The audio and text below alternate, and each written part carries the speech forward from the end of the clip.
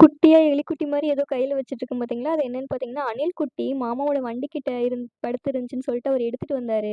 மாமா பார்த்தீங்கன்னா, நான் ஸ்கூல் படிக்கும்போது ஹாஸ்டல்ல அணில் குட்டி வளர்த்திருக்கேன் அப்படின்னு சொன்னாரு. அந்த ஞாபகத்துல வந்து அணில் குட்டினா ரொம்ப பிடிக்கும் அப்படின்னு சொல்லிட்டு, அத வந்து பார்த்ததும் வீட்டுக்கு எடுத்துட்டு வந்துட்டாரு. நம்ம வளர்த்தலாம் அப்படின்னு சொல்லிட்டு.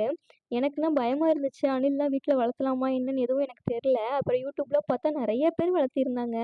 நல்ல பாசமா இருக்கும். நம்ம கூடயே இருக்கும் அப்படிங்கிற மாரி நெறைய வீடியோஸ் பார்த்தேன். அதுக்கப்புறம் எனக்கும் பார்த்தீங்கன்னா, வளர்த்தலான்னு ஆசை வந்துருச்சு. எனக்கு பெட்ஸ் வளர்த்துறதுனா ரொம்ப புடிக்கும்.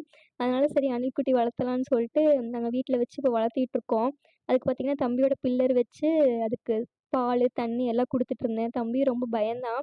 அதுக்கப்புறம் அவன் கைய புடிச்சு வச்சு விட்டதையும் மறுபடியும் என்ட்டயே குடுத்துட்டு போயிட்டான். ஆனா இப்ப நல்லா பழகிட்டான்.